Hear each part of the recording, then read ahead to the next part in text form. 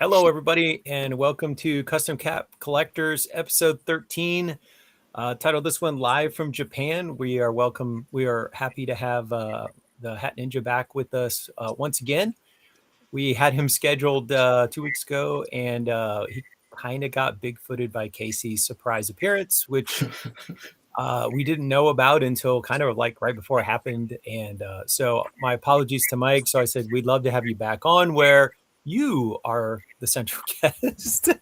and, and we could talk more thoroughly about our favorite clinks and about our favorite Japan themes that appear on custom hats, mostly clinks, but also, I think tonight we'll be showing off some other hats as well. So we kind of went over some basics the last time that Mike was on. So if you want, you can go back and watch. And he talked about becoming an importer exporter guy in Japan and had worked a lot in auto parts.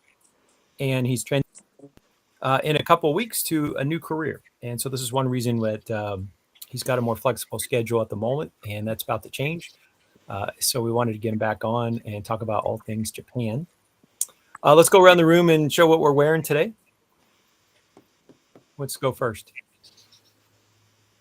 All right. I got Smiles and Cries 40 Swords, the fresh colorway edition. Got some sweet metallic threads in there. It's a good one. All right. I can go. All right, Adam. Konnichiwa Kong by Mr. Casey himself.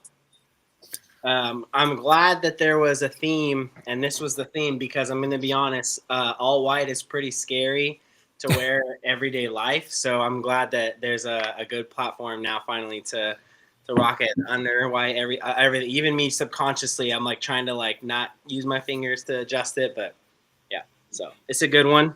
Fits the theme, I think, pretty well. And it's cold enough to wear it. You're not going to be sweating. Exactly. Yep. I'm in the nice cold garage, so no sweat here. You need those like food service gloves. Every time you get to touch the hat, you can I thought it would be super, not only super weird, but like kind of Dexter vibes if I were wearing gloves in the garage during our show. So, no, I won't touch it as much as possible. It's only weird if they go up to your elbow. Okay. Good to know. Lunch lady status. Well, Paco, you were showing this your hat off pre-show. What you got? All right, so I didn't go with a custom tonight, but this is about as Japanese as I can get.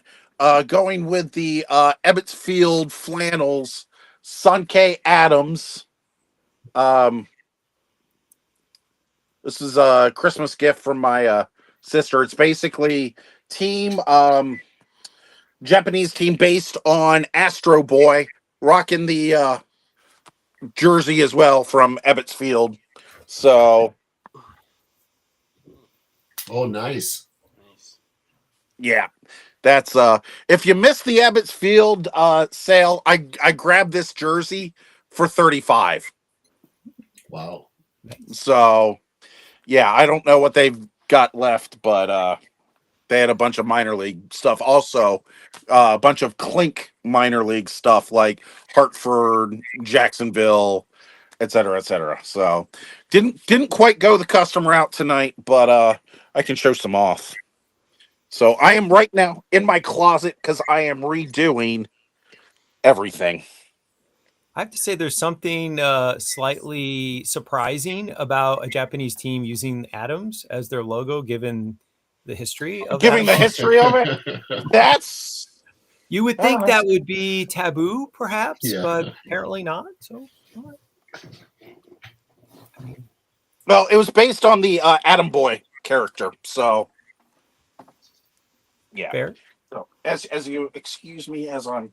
I mean, in the U.S., we have the minor league baseball team, the Albuquerque Isotopes, which is not far from Los Alamos, where the Manhattan Project got going. My dad actually worked at Los Alamos for several years.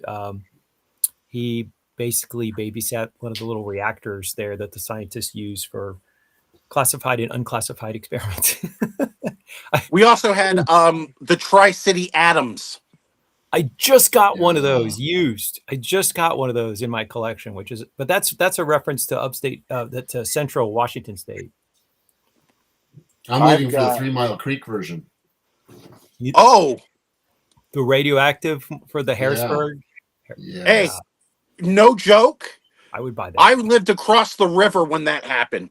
Really? I lived in Mount Wolf, Pennsylvania. My mom was screaming at my dad to load everybody up in the Ford Pinto, and my dad's like, "Why? Where are we going?" That's nuts. Literally, I was like 10 minutes away. Okay. Wow. My dad worked almost. He was ran a reactor on a submarine in the Navy, and then he spent the most of his adult career as a technical writer, reactor operator. So I have heard more about the domestic nuclear industry than I care to admit. But unfortunately, I didn't get any college credit for any of those conversations. But You never do. No, No Hold no radioactive superpowers either, huh? no. Well, the funny thing is, people would say to my mother, like, "Aren't you worried that your husband works in a power plant?" And she said, "Well, he carries around a badge that records every amount of radioactive exposure." And she said, "If you go to the beach and you lay out and get a tan, you have more radiation in your body than my husband does." And they're always sort of horrified when you tell them that. But like, there's radiation everywhere. It's just low levels. Anyways, so, Paco, what you got? old Stalin Dean fitteds, Tri-City Adams. Wow, I've never seen that before. Yeah, I couldn't rock that over here. Yeah, No. Yeah, I wouldn't think so. maybe at White Sands, but So I have a very, very simple, just going to show my hat for the day. Yeah, It's yeah. a very simple black with the waves. These are traditional patterns in Japanese art. And then on the back, the Great Wave. beautiful. But this was a new era release. Nothing, no collaboration. The Sorry, new Paco, go era, ahead. the new era Chinese New Year that Seok did had those little waves in like a blue tone. It was beautiful. Yeah. It was part of this last year's Chinese New Year hat, and I was kind of envious that I did not get my hands on one, and they wouldn't ship it to the United States. So unfortunately, I should have shipped it to Mike, and then he could have shipped it to me. I don't think they shipped it outside of Mexico, though. I don't know. All right, I'll go. And I'm not wearing a clink. I am wearing a capiche hat. And so I saw this, and I thought it was pretty cool. So it's got a traditional gate, and it's like kind of a patent leather quality. And I don't know what the technical word Oh. for these swords are. Scimitars. They look like Scimitar. scimitars. That sounds more Arabic to me than really Japanese. Yeah, it seems like a little bit of a mishmash. Well, Yeah. it is a European company, so maybe they misunderstood the assignment. But they're sort of famous for their underbrims, and so we've got this kind of tiger and like a scene. So, and on the back, it's not a fitted; it's a snap. It's capiche. So I just like the overall kind of sheen of it.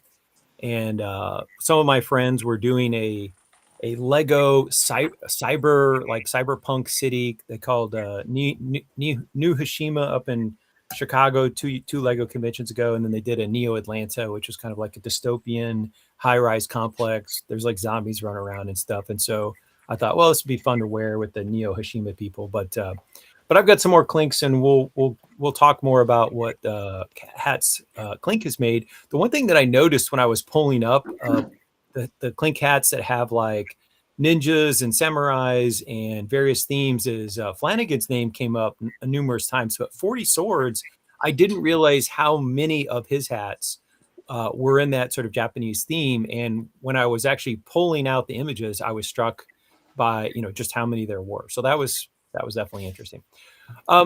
Mike, do you want to do you did this some on the last show. Do you want to do some show and tell with some of the stuff that you have? Yeah, I And can do that. then we can take a look at some of the Clink related hats. So I'm going to make you big. And, How much time have you got? How much? As much time? We got That's not time. enough time. I don't have enough time. But, All right. Okay. I'm gonna go with the Clink first. The one Japanese hat, Japanese themed hat that I have that that's not from Japan is one of my favorites actually, and you're gonna know the artist. Oh, Sakuranami. Yeah. Aurelian. This is one of the favorite hats, my favorite hats, period. They did a great job in the color, the stitch, the tiny little details on the sakura. It's just a beautiful hat and a nice gray with a pink under. So that's one of my favorite Japanese hats, hands down. So yeah. Then we'll stay with the motif theme, and like I said in the last episode, Japan likes to do a lot of seasonal based designs. So this is the original Sakura hat they dropped about 5 years ago. Beautiful. 5 or 6 years ago. That's a beauty. Yeah, Yeah, that wraps. I'm gonna say that's a 3-panel wrap there. Beautiful. Very nice. That was really popular, but they didn't go back to the Sakura for 3 years, and then in 2022 they came back with a smaller one, which I was a little disappointed. But they added a front logo, Ooh. and that literally says Sakura or cherry blossom in a designed font. I love the little the petals to give it a little bit of a color. It's a very simple hat, which Japan loves. They love simple hats like the one I'm wearing. So but then, just one question. Yeah. So is the word Sakura, is that the word for cherry blossom? yes, it is. Okay. Yes. Just making sure. I will And like that is Japan's kind of default symbol amongst Japanese people. They're not very patriotic. They don't have, like, the only reason I have the flag on this is the official rugby uniform, but otherwise their main logo is a sakura, cherry blossom. So yeah, that's everywhere in Japan. So then in autumn they dropped basically it's the same branch, but Oh, with the Japanese maple Oh, or momiji, and this one was in a navy. They also did a black. There's my little pin. I don't suppose those are easy to get your hands on these days. Well, no, they're discontinued, so unfortunately, because they're really nice, very nice and subtle. What isn't subtle is the rest of my collection. All right. They like I said, they do two things very well: subtle and extreme. There is no middle ground. If you've ever been to Japan or you know Japanese culture, they're either like very, very nuanced and quiet, or they're like super manga hentai crazy shit. So let's go with some crazy ones. This is just the fireworks that dropped. Japan loves fireworks, so every year you'll have like fireworks contests across the country. That one dropped. It was a very thin material, so it's breathable in summer. Then I've got this was a Kashiwa Sato collaboration. Basically, you got the beach umbrella. oh wow. Yeah. Now that you explain it, I see it, but Well, I put on my head and walk on the beach. You'll be like, "Hey, is that an umbrella over there?" This is from the Tokyo Museum. It was not one of the official collaboration hats. This was done before that. Oh, sorry, no, it is. It is. Sorry. Tokyo National Museum.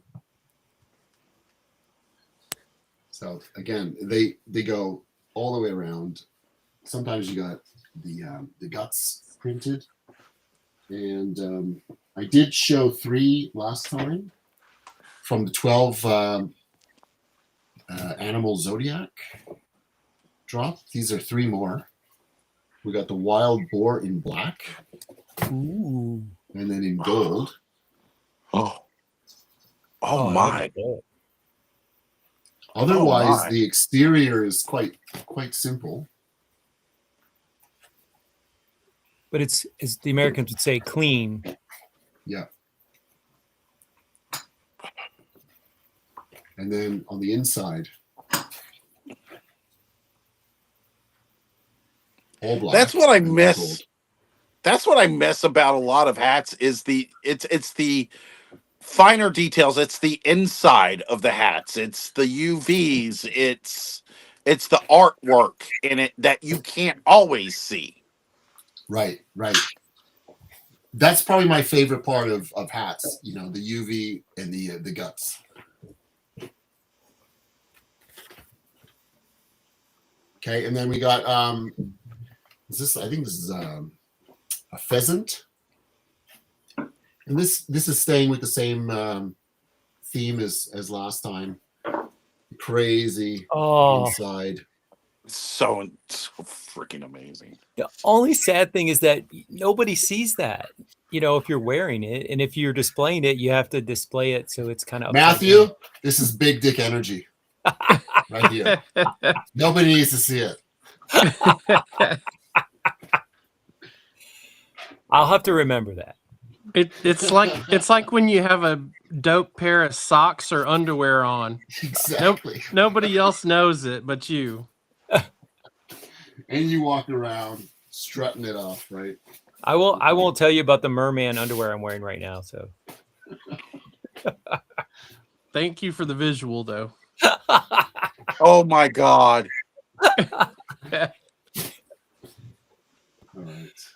All right. I did just briefly spotlight this guy last episode. Hell Of yeah. course, this was my Hat Ninja drop from December, sold out. And then I've got another one by Tony Ross. Is that which going to be his tribute to Chris Kawamoto? I don't know who they that actually is. have. I think they have 7. They have 7 versions of this now in different colorways.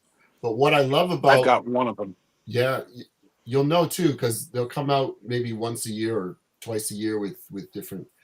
What he did here with the character Dai, which means large, and C. This is it's kind of made to look like TC, the Capologists, with a little sakura and a samurai sword. It's very clever. But that's another American hat. So. Shout Okay, out, you Chris. said it referenced an artist, but I don't know who the Oh artist. no, not an artist, just a buddy of ours, A friend. Okay. Chris Kawamoto. Yeah. Okay. And what else are we gonna go with next? Okay, so this is a sake brewery dropped this hat in collaboration with New Era. It's Kinmiya Shochu, and the color is just it's really hard to see how beautiful that color is, but that's gold. I'm trying to get a nice light, but gold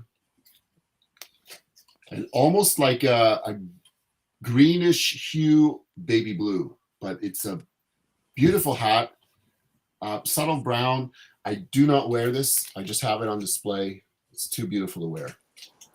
But again, with the cherry blossom, it'll hit there on the visor. Aaron said that's one of the only versions of the Kawamoto Samurai that he doesn't have. Probably going to have to grab it now. LOL. Aaron, it's your lucky day. I have a size 8 for you. Oh! Ooh. No, he knows. He knows I'm joking. Oh. Oh, man. Oh. Rip that heart so right out. Rip it out. Let's go to the pop culture. We got a Keith Haring full 360 stitch. Ooh. A lot of you guys. Can a you lot do of it? You guys Can, have picked can you that do up. it more slowly? Sorry. Interesting. The herring line was about 4 or 5 years ago, right? Yes, that's right. That's okay. This one is for sale. Actually, everything I should just tell you what's for sale. I'll take the herring. This one. This I'll maybe one. take Yes! That one's for sale. Okay, I'm calling gay here we go. dibs on the Keith Haring. Okay. I had a feeling, Matt, you'd do it. Tetris. Again, Wow. for sale. Interesting. Jeez. This one is beautiful again because of this. Oh wow. Yeah. Is That's that the intro sick. music? Oh, that's the music. A little BDE for you. Wow. Oh, Right. what size is that?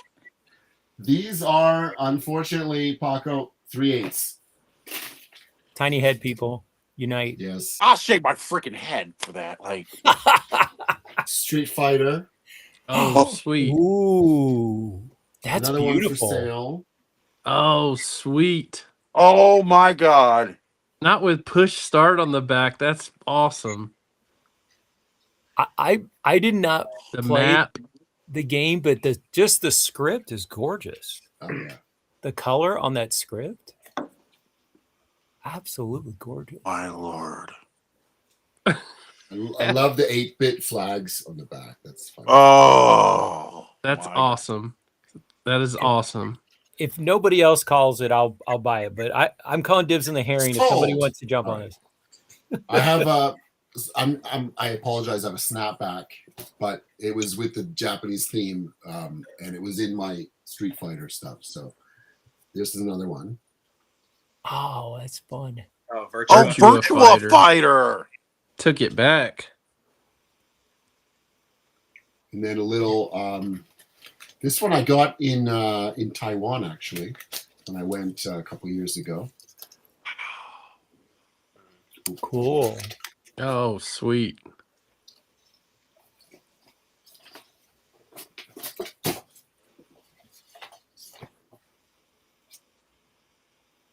Oh yeah. Bonus thing. Another Street Fighter. Oh, my God. wow. That's so where you can see the evolution of the car.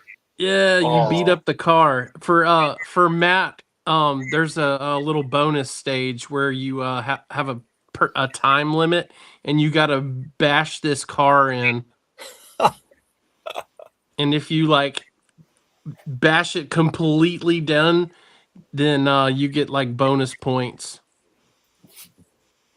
And then a bonus point for whoever can identify what car that is.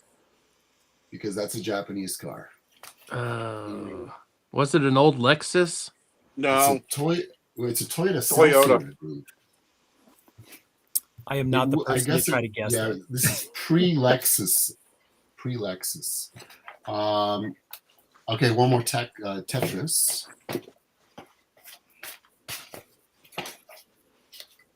Oh, I Oh, remember that. Push That is back. dope as hell. Another one for sale. Oh. What size is that? 3/8. Oof. What are you looking for, bud? What are you looking I'm a- for? I'll hook you up. I'm an 8. Glenn's You're a an 8. solid Ah. 8. Oh man, you 8 people. He's gonna need a skull. He's gonna need a skull reduction to fit into that baby. That may be the greatest inequality between the front hit and the back hit. I think that back hit is just to die for. That is just. Oh, that's insane. That's a great. I mean, look and at then that. For anyone that wears their hat backwards too, that's perfect. I mean, as Yeah. someone who grew up when the Soviet Union still existed, we'd always hear about Red Square and see the onion dome Yep. on the TV. And I would totally buy that if it was an 8. Hands down, 100%. Dragon Ball, you know, These are stitched too. they look almost like around. buttons on the camera. Yeah, yeah. Let's see if I can get a. Cool. Mike's got the goods. Beautiful. almost done with the Japanese themed stuff. Oh no, Some of take your time. We don't get to see this stuff, so this is cool. Right. No, you certainly do not. Right. So this is part of the Kabuki series, which is I'll just send a link to Matthew on the side with a picture of Kabuki, just Okay. so you can understand the cultural reference here. Well, I've certainly heard of Kabuki theater as a sort of term of. That's exactly what it is. So.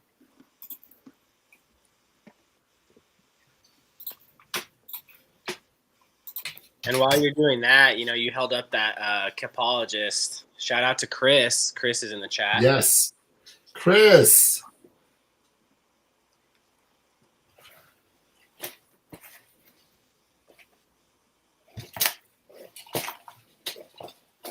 And then Astro Boy. Astro Boy. Where's our Astro Boy for the day? Oh. Ooh. Interesting script, yeah. It's like a graffiti script. Yeah, it is. Oh, the back hit again. I like the back hit more than the front. That is fun. They do a lot of back hits on these collaborations, which is So- great. Question: is it common that you'll see people wear a hat backwards in Japan? I mean, in the No. U.S. that was very popular in the late '90s, early 2000s, but it kind of faded. Yeah, I'm kind of aging myself here with that. No, it's not even common for Japanese people to wear hats, period, which is all the more remarkable because that's where a lot of the best collaborations come from, So I don't get it myself. There must be a market. Maybe I'm the market and I'm buying them all up and shipping them to the US. I don't know. I've got so many like points on the New Era website from buying it off the website that I've gone into stores and just like shown up my my phone app, and when they scan it, they see like 14,000 points, and they're just like jaw drop, like, who are you? Wow. You're like, I'm the hat ninja. That is fantastic. Yeah. So no, the last Astro Boy there. So I'll just wrap it up here. That's so dope. That's so Otherwise, a simple hat, and then Okay. you just have the little Oh. UV. Oh my god. So the art is really like it's like a side patch, but the side patch is the feature. Is the hat? Yeah, yeah. Yep. Though, I mean, like again, I've not been. My husband's been to Japan, but I haven't. Like, will you see? People play basketball in Japan. Do they wear their hats backwards? Do they wear hats at all when they're playing basketball? I don't know. No. It's most of what you'll see are trends that have carried over from, let's say, Otani being on TV doing something, and then everyone will do that. But otherwise, like that is the extent of the influence. Just I'm not talking about like subcultures within certain city districts, downtown Osaka or Tokyo, but just generally speaking, I've traveled the country, and for the most part, there is not a lot of kind of pop cultural influence to that extent. The people aren't wearing their pants below the waistline or wearing their hat backwards. And a lot of people don't wear their hat, period, because half the year it's just too hot to wear a hat. I've tried. I've even gone to like visors because it's just I need to air the top of my head. Mhm. It just gets too hot. So like this is now prime season to wear a hat in Japan. In the middle of winter where it's not even zero. We're not even like freezing, right? So yeah, it's great. Well, Final hat. Speaking of Otani, there you go. How much is that? $100. only Wow. 100. I found one on Wow. eBay, but it's even smaller than that one. It's a 7 1/4. So I live in Hotlanta and I wear hats year round, but I go from Yeah. my air conditioned house to my air conditioned car to my air conditioned classroom.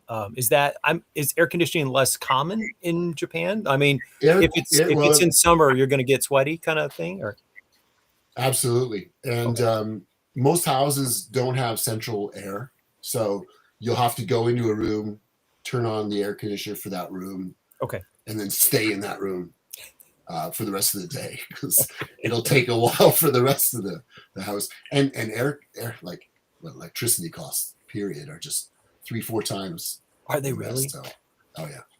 Like my house is not the average. It's below average size for Americans, and my electricity bill per month is probably about $800-900 for a small house. You know, so Ours hit 600, and we decided it was time to finally replace the old HVAC. I mean, we thought that was. And I have solar panels too. I have solar panels, and it's still that high. Wow. I live in Arizona, and I don't even pay.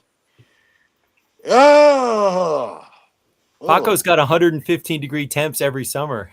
Well, the one thing was the one thing about like speaking of the energy costs, it's more of a loss of energy because the houses are built to withstand earthquakes. Okay. And so they need to be flexible. You can't use brick in Japan, so they're not because sealed tight. anytime there's even a small shake, the mortar between the bricks will crack, and you'll have air seepage there. So we have mainly wood. So wood cladding is basic for houses, and that's where you lose a lot of electricity or energy. So heat and cold. It is a season where based on that, people dress for the weather, and you'll see people dressing a lot warmer than they may very well dress in the U.S. I went back to Canada middle of summer. People wearing t-shirts inside and outside the house. I mean, the inside of the house is freezing. I'm putting on a sweater and I've got jeans on, and the rest of my family, just being Canadian, they're wearing shorts, and they're wearing shorts in the middle of winter too. So it's like I'm basically dressing a lot warmer or lighter, depending on that, being in Japan now. So that was the last Otani. That was Otani. Speaking of Otani, this is Tokyo in Japanese script, and that was for the Tokyo series with the Cubs earlier in the year, last year. Yeah, I want to piggyback off of that, and I've got a couple Otani related hats, and so I'm going to hold them up. So I'll go with the Tokyo series because you just mentioned this, and so this is one I picked up, and nice. I like that the pictures. He's all the way back, and he's like got this kind of like electrical current around him. It's very dynamic. Where was this one? Where did that drop? This was, I don't remember, but it's in my spreadsheet, so I can tell you after the show. But Tokyo right there. Yeah. Is that what it says? All right. And then there's a back hit too, which I can't read. Kaimakusen, which is opening series. Okay. So I just thought it was really cool. And I think, I'm trying to remember. This is like maybe Hat Club or something, but I have to pull it up. I just don't remember. Mm-hmm. So I just really like the dynamicism. So generally I don't buy a lot of script hats, but I do like logos and I like, action poses. So that was one. And then another one for, I actually picked up two, and this is celebrating the 50-50 achievement for Otani, which is just mind blowing. I used to play in the 90s and the 2000s. I played fantasy baseball, and if you had a player that was a 50-50 player, you're going to win your league. You should win your league. And you know what? Can you read the script? That just has his name. It says Otani Shohei. Okay. Yeah. And then it's got the kind of, is it? Yeah. Otani Shohei again. Just kind of a cartoony representation. And then there's a little bit of just the LA Dodgers in the back. And And to me, I used to be into baseball a lot more than I am today, but just I mean, when he got close to the 50-50, I was paying attention again because it's just a mind-boggling accomplishment. And so here's another one celebrating the 50-50. Again, nice dynamic pose. You know, you got the full extension on the swing, the follow through, and this one has a camo brim, which I don't necessarily. That wasn't necessarily a selling point for me. World Series champs, and then we've got the Japanese flag. So pretty cool. And one last one.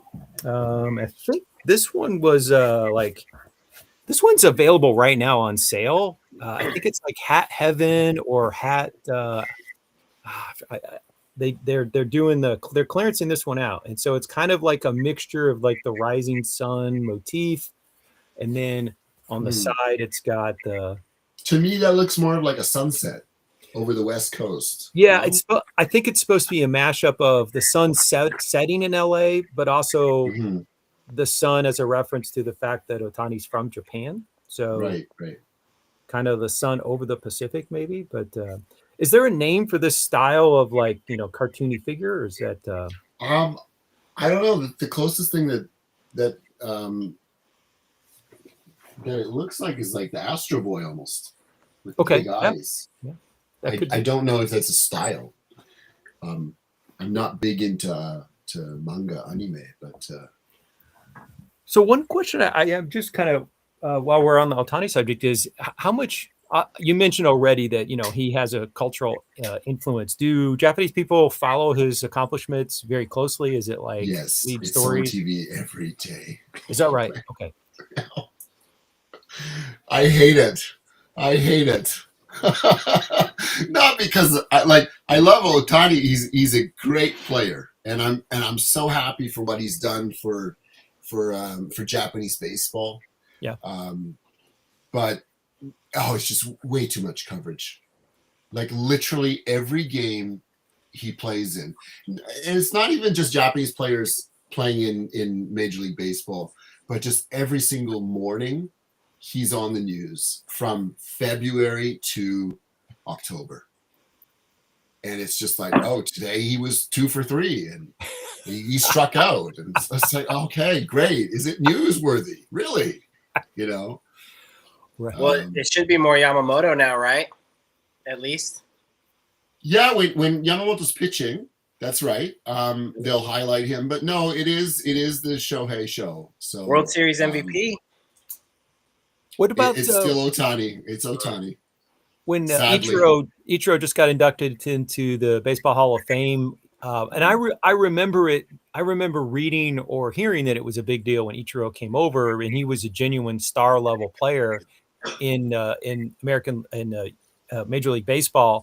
Were you in Japan at that time period, or was that before you got over? Yeah, I was in Japan. I saw him play in his rookie season in Kobe. Okay. And I remember going to, we were sitting right behind home plate. And at the time, he wasn't super famous, but he was a name. And because he's one of very few Japanese players that has their first name on their uniform. Ichiro is his first name. Suzuki, obviously his last name. But he was seen as a little bit pretentious for that because you're not supposed to be the nail that doesn't get hammered in. You're supposed to just follow the rules. You get your last name on a shirt, not your first name. So what the fuck are you doing? But, you know, he was a bit of a star, a little bit of a showboater. And the game we went to see, I remember, you know, home plate, the rave is like, Ichiro's starting. Okay, we gotta see what happens, right? Struck out 4 times. It's like, who is this kid, you know? But no, I mean, he gradually got better, and he was, you know, he was batting for singles. He was never a power hitter. But yeah, there was something different about Ichiro because around the same time, Hideki Matsui was also, you know, dominating the Central League, and the biggest difference that I recognize between Matsui Godzilla and Ichiro was that Ichiro was a showboater And Matsui was very, very, he was a traditional, quiet, reserved, humble guy. And that's what the Japanese loved. So when Ichiro and Matsui both went to the major leagues, Ichiro kind of grew into that self where he is, he is dominating the headlines. He's a great player. He's worthy of headlines, but at the same time, he looked very in his natural element there, where he was able to shine. And on the opposite side of that spectrum, Matsui was very quiet. He didn't let the media cover him so much. He didn't like it, and I think that's kind of took away from his work with the Yankees, because he's a great player. I think they're both great players, but I guess Ichiro got a little more attention than he deserved, and Matsui not as much. But I just went on a riff there, but yeah. No, it's fine. I would say the last thing I'll say about Japanese baseball is that I was aware that Japanese baseball existed, but it was very, very peripheral to sort of my following of Major League Baseball. And what got my attention was before these two players that we've been talking about, which was when American, who hadn't been a particularly great player, went over and had a season or two in Japan. Cecil Fielder? And came back and played for my Detroit Tigers, and was the first player to hit 51. Before that, he was playing for my Toronto Blue Jays. Is that right? And yeah, sucked. Yeah, he wasn't anything special when he left, right? And he comes back and he's awful. He broke 50 home runs, which nobody had done in many, many decades. Like, it had been a long time since anybody. And I will say honestly that I was 14 when the Tigers won the '84 World Series. And I watched it, but I wasn't a baseball fan. It just, everybody in the state of Michigan was excited. And so I was watching it because everybody else was watching it. But by 87, the Tigers made the playoffs, but lost to the Twins, who won the World Series. I think it was 88, 89, because I was a college student. And when he came back and he started hitting these home runs, I listened to a lot of baseball games on the radio. And the Tigers had a very famous announcer, Ernie Harwell, just a great broadcaster, really fun to listen to. And I would fall asleep sometimes when they were out west playing the Angels, and it was a late game, and they both had these deep voices, and they would be like, it's a pop fly, and and just like super pleasant to, like, in Michigan, your windows are open and the cool air comes in at night, and it's baseball's playing, West Coast baseball, just really, really fond memories of this. And I'm following like each home run, he's the leader, and I still remember to this day I was at the gym in my college, and I'm like driving to park, and he hit like number 50, and I ran in. I was like, he did it, he hit 50, and like all these other colleges are like, no way, So, and I was like, wow, what's going on in this Japanese league, right? Because it felt like this guy came out of from Mars, I mean, like, no, at that time nobody came from the Japanese league and dominated Major League Baseball. So to me, that as just an American fan of sports, it really put the Japanese league in my mind as a place where talented players could. And to the Japanese baseball's to that point, the reason why I think Fielder got so much better is because of the work ethic that he learned in Japan, and it's very regimented. If you show up late, like even by a minute, you're not playing that day. And I've learned the hard way in fast pitch in 20 seasons in Japan. If you're late, you're not playing. You can ride the bench the whole game. You can be the best player on the game, in the team. And if you're late, you're not playing. It's very firm, And I think that work ethic that he was instilled with in Japan really helped him hone his game, so that when he came back, he was so much more dominant, because he had that regimented kind of work ethic instilled there. In I think it was 2 years. Was it? That sounds maybe 2 years. Yeah. But yeah, no, that definitely checks out. All right. Well, let's let's jump in and talk about some clinks and some other custom hats. So I'm going to go through and Glenn. Real quick, for anybody that's watching and is not aware, Mike, tell us like what you do as far as like your service you provide, and also how can someone utilize this service you provide. Okay, so I do assists in two different ways. One is kind of a freight forwarding. So if somebody can't get hats shipped to them from other websites, they can have them sent to me. They pay for them, use my address, and then I just kind of I box them up. If they've got several boxes, I just put them into one box, and then I'll forward them on to that person. The other thing I do is I pick up hats locally in Japan. And again, I hold them until somebody's ready to ship, and then I ship them off. And it's not just hats. I mean, I do shoes, I do jerseys, pretty much anything. If you've seen it in Japan, I'm willing to grab it for you and ship it. So yeah, it's that's basically me. So tell us about this shipment. Yeah. That one.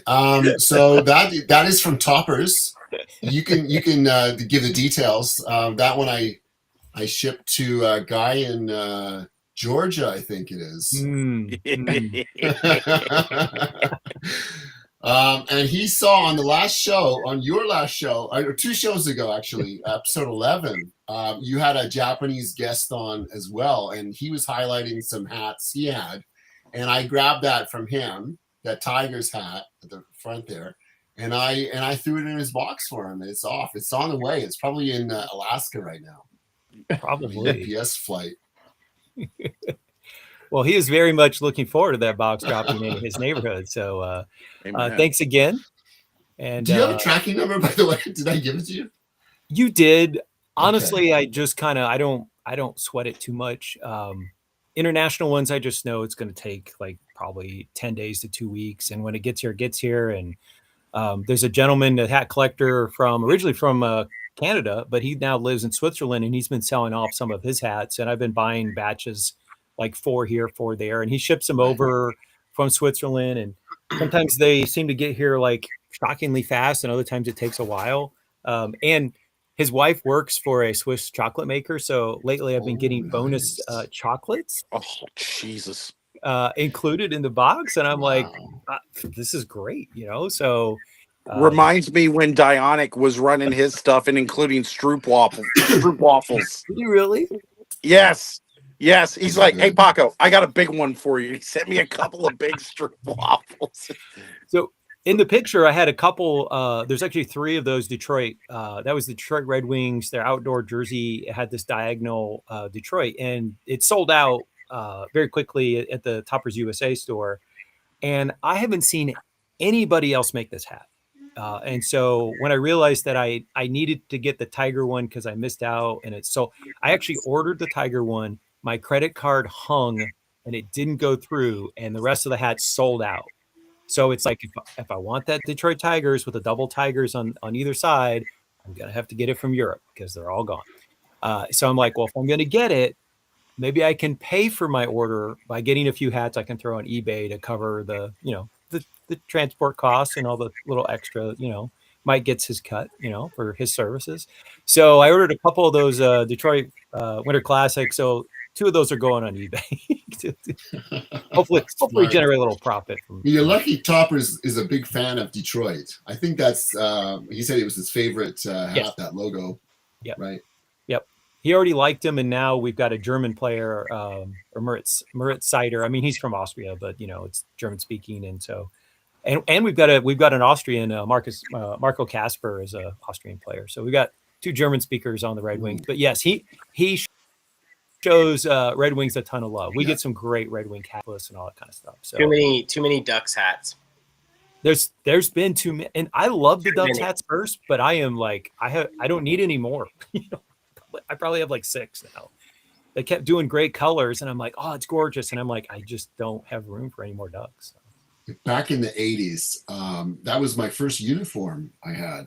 Yeah. My first hockey jersey, the Red Wings. Nice. And I Were had the Canadians as well, just because the Leafs fucking suck. Where in Canada were you? Toronto. Toronto. Yeah. Okay. Okay. Yeah, the Leafs were bad when I was growing up. Toronto was. They're always still a tournament. bad. You kidding me? Look at this game. We've been in the playoffs for 10 years. Oh, thank you. Oh, he's Thank pulling out you. the Leafs jersey. What is it? Well, 40 hang how on, many hang on. years without For Matthew though, Yeah. Oh, there you go. Beautiful. Yeah, that's gorgeous. And the other one, it's I'm sorry I'm detouring, but nice. it's the 100th anniversary of both Detroit, the New York Rangers, and Chicago. And I don't know if it's just my Red Wings partisanship, but like the 100th anniversary logos for Chicago and the Rangers, frankly, are boring. But this is gorgeous.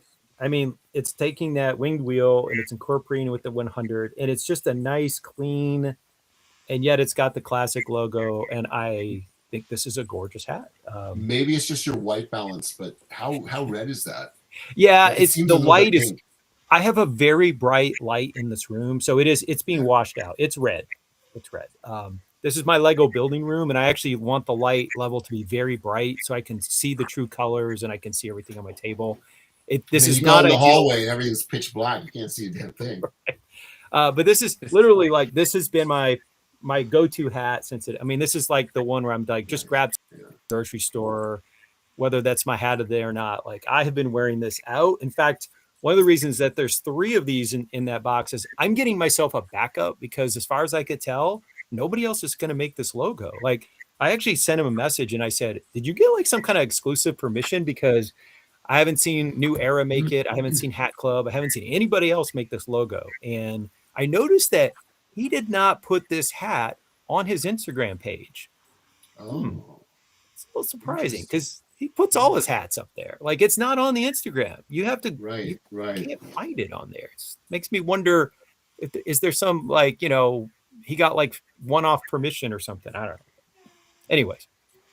Anyway, hey, are we gonna go into crits or do we want to sew some more Japanese stuff?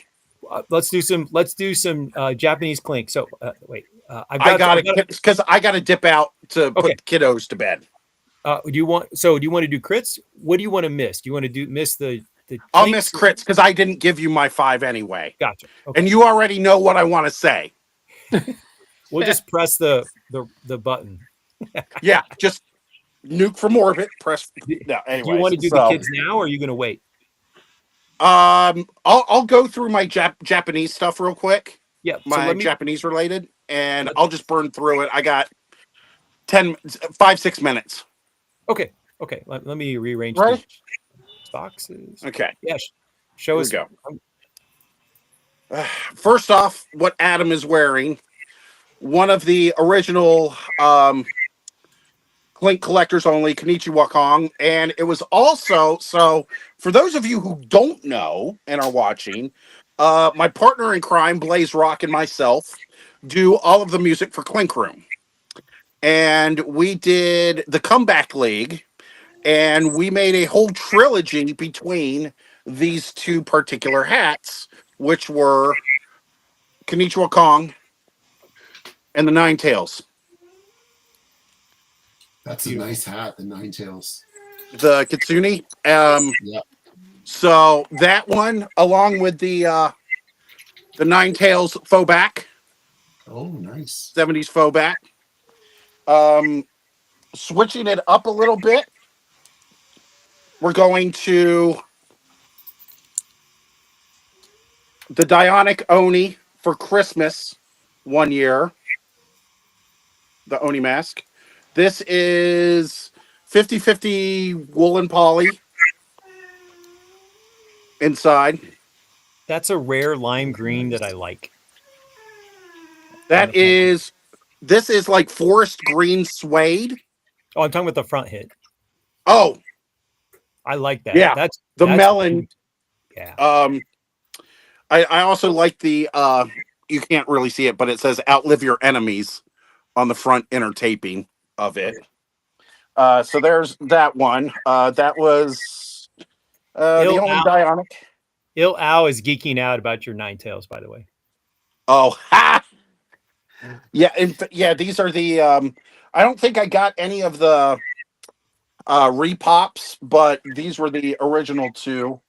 We're gonna go with. Ooh, yeah. Oh yes.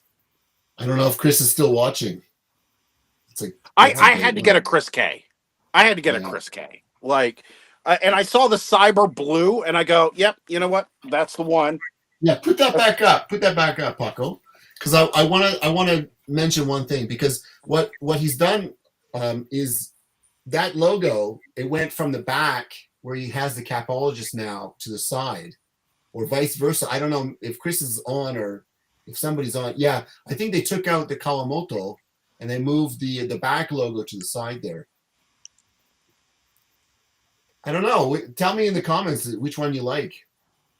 They're great hats, both of them. Fantastic. So, would koi fish be part of Japanese culture? I would say yes. Okay.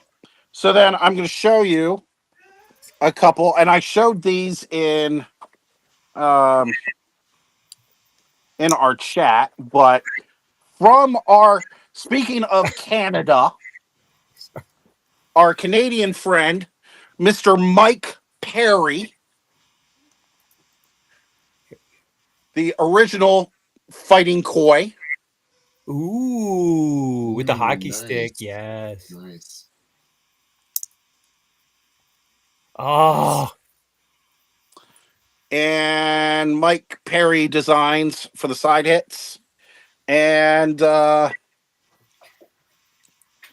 2.0. beautiful. That's good too. The fighting koi from Mr. Mike FK. Perry. Yes, I also got the T-shirt from him. And we'll transition straight into the Clink koi. Oh, that's a good one. That's a nice one too. Yep. I was like, I don't have many Japanese things, and as I'm going through my stuff, I'm like, no, I practically got all the first runs. So 40 did a series called The Roman Ronins. And we are getting these in order here. So the Roman Ronins. Nice. Mm. I have that coming to me. I bought it off another collector. The other Roman Ronins. Okay, Chris commented. He says Tony has moved the logos around. Yes, yes. The ninjas. Nice. Nice. I forget what this one was, but this was part of our Mercs pack that we did, where we basically got the original designers of hats that we wanted to remix the hats and do songs for. Okay. That's what they did. And of course, the ninja versus the Ronin. Yeah. Very interesting. So there is another Ronin here. The samurai Ronin. I like the color on that little pink outline. And the bag's got a skull on it. Yep. Yeah. And on this one, I've got my Samurai Kong pin on the back. Nice. Oh, sweet. Got that. So that's the whole Ronin and Ninja series, I think. We've got the OG, as Mike has, Kuranami. We also have the Peaceful. Oh, that's a good one. I like that one. Peaceful as well. That's a Flanagan. I missed that. We've got some more 40 Phantom Fencers. Love the color. That gold and turquoise. That's great. This was part of the Ginjo pack, I believe. Yeah. That was part of the Ginjo. And the original and the first Clink patch drop of the quick draws. Oh. Has he This- got like an eye patch? Yes, it's a take on Jubei. Okay. It's Jubi. The shoot, now I can't remember the name of the movie. But I'm pretty sure it's a take on him. Right. So, couple more and then I'm out. Did the koi, neon takeout, Mm. and last one that I got that's kind of Japanese related. Let's just say it's Street Fighter related. The kimono dragon. I had a chance to buy that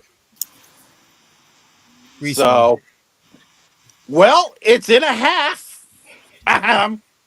Well, Ahem. I have to make choices. I can't buy every hat that I like, so I passed. I bought the Roman Ronins though from the same seller, so I chose the Roman Ronins over the. Good call. Yeah, Good call. That was the choice. No, I get it. Like, it's the same with me. I can't buy everything either. I would, as much as I would love to. And for some reason, I had paper cuts. Oh, here they fell. Ooh. Paper cuts. That's a regret for me. I did not. This order is that. such a good hat in hand. And Kairu.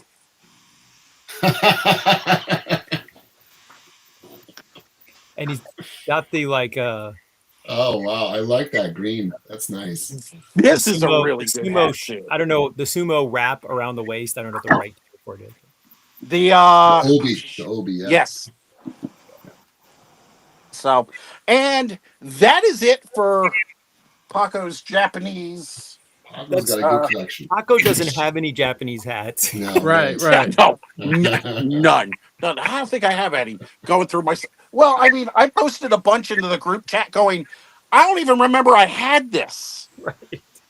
Like, this is so freaking awful. Like, no wonder my wife looks at me like, This is why Yeah. I rearrange my hat collection all the time because I remember, I do have that logo in green already.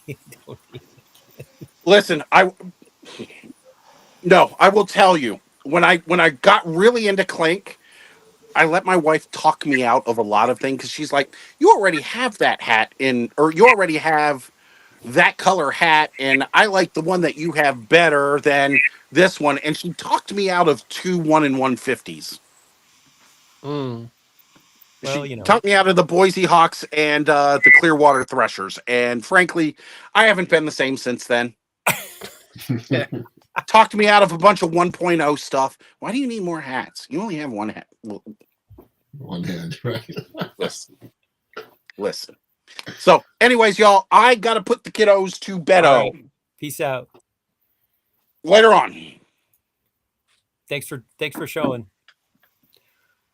So I'm going to touch on a couple of just the things that different areas of Japanese design that has been featured on Clink hats, and I've got this one on right now. But one of the things that we see when we look at some of the Clink stuff are landscapes, and so for example, I've got the Fuji hat right here, which I actually have a Fuji pin to go with it. So, or it's got a Great Wave. Sorry, Ooh. Adam's got his Fuji. Cool. And then we just saw Peace by Flanagan, and he has a companion hat called Hope, which is in the shape of a samurai profile, and then it's got a landscape scene inside of it. We'll touch on a couple more things, and so we just saw him hold up paper cuts, which I'm sad that I did not order because it looks great stitched. And this is one of my like top 10 wants right now is the Neon Samurai. So if it ever pops up in my size, I'll score it. It just looks beautiful.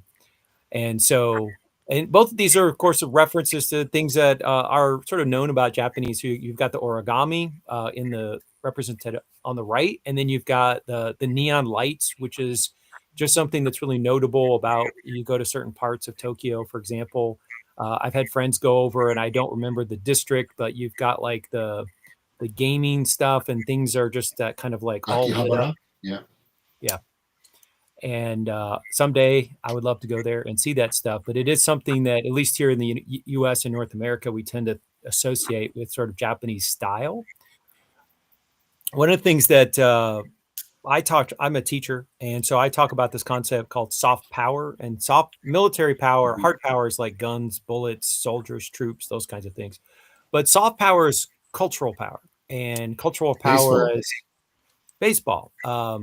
And so people around the world watch American television show and movies. And a friend of mine was in Croatia, and I was chatting with her on Messenger, and she's like, well, Big Bang Theory's on. And I was like, oh, which episode? And she says, I don't know. It's all in Croatian.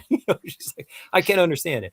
But one of the ways that America has soft power is that people consume a lot of our culture, our entertainment culture, as well as, blue jeans and other types of products.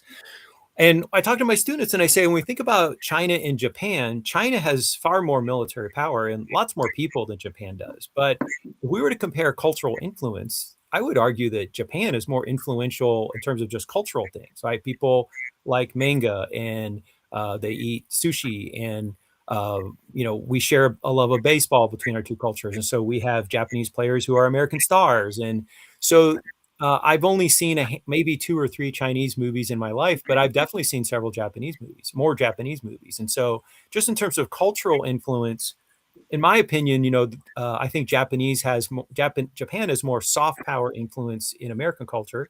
There are things about Japan that we like. And so here's some other examples. So we've got the masks. Set Sun. It was made by Dome Pieces and Sound Waves, and there's the Sakura Nami, and it's come in a couple different color combinations. And we have he already held up Rivals by 40 Swords, and then there's a Kamakura, recently made by Aurelian and Flanagan. Flanagan also really likes Japanese themes. And Is then Aurelian French? he's French. Yeah. France is really into Japan too, in Japanese culture. Yeah.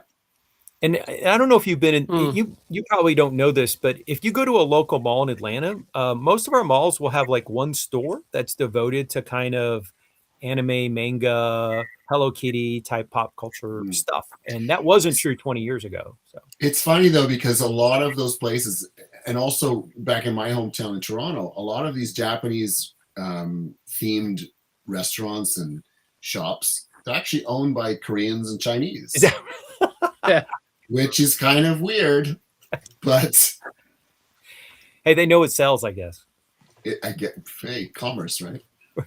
I live in a very large, there's a sizable Korean population in my particular area of Atlanta. And, my next door neighbor is Korean, so Korean American. So, Glenn, did you have one you wanted to talk? Did you have something you're going to say? Okay. I'll touch on a couple more, and then if you want to show some more clinks. Here's some other recent ones. And so we've got the more sort of martial arts, warrior style. So we've got the ninja, which Paco just held up this one, but I don't have the stealth one, but done by 14.8. And then sort of animal depictions. Ooh. So this was called That- 70s. That 90s. karasu, is that the 3-legged karasu? Yes, it is. It's the same logo off of the Japan soccer team. Is that right? The 3-legged karasu, yeah. So this is one of the recolors. So it's not done in the pink. And that's actually why I grabbed this one. I thought it was interesting to see the design outside of the cherry blossom colors. And so when they did the recolor, I grabbed this one. The 3-legged crow is on my watch list if I ever see that pop up. Another one, when we were talking about sort of landscapes. So this is like a banner in the wind, and it's got Mount Fuji on it. And Nice. I did not pre-order this because I thought, it's too detailed, it's going to be cluttered, but it actually turned out quite beautifully. So Pop quiz, Matthew, who did it? Who's it by? I don't remember. You. There's only 1,700 different Clink Room designs, and I don't. Bro, know. and guess who just cataloged all of them? You of all people should know. Probably did catalog that one like 2 months ago. It's actually Megan, Casey's sister. Oh, is that right? She has at least 2 hats that I know of. One is that dog that I showed you. I brought the other week with playing fetch. It's the depiction of her lab, Okay. and then this one is also designed or helped by Megan. Yeah. And yes, Steel Ally said, yeah, Casey's sister. Yep. Any of you want to show off any more Clink Japanese hats? Go ahead. Samurai Kong. Very fierce.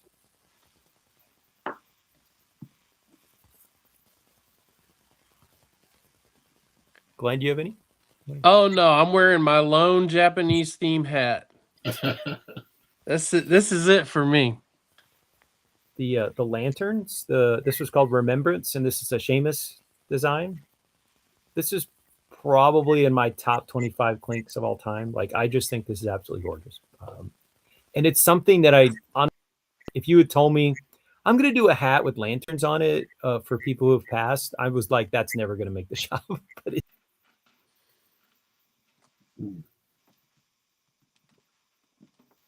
Your screen froze on our end. Matt? I think there's just too much Lego. There's too. Sorry. I may have to There move you closer. I may have to move closer to the router. And then I tend to associate koi with Chinese restaurants, but I guess it's more of a Japanese thing. But It is, and I was going to say the lanterns are probably more of a Chinese thing. is that right? Well, the write-up for the hat referenced the city in Japan where they do it. So Really? Okay. So that's why I pulled it out. All right. Any other Japanese theme stuff anyone want to show off? Have to save it for another episode. Well, we'll take a look at the Clinks here, and let me see if I can. I'm trying to remember how I can. How do I? I like both of those. There we go. Both of those are nice.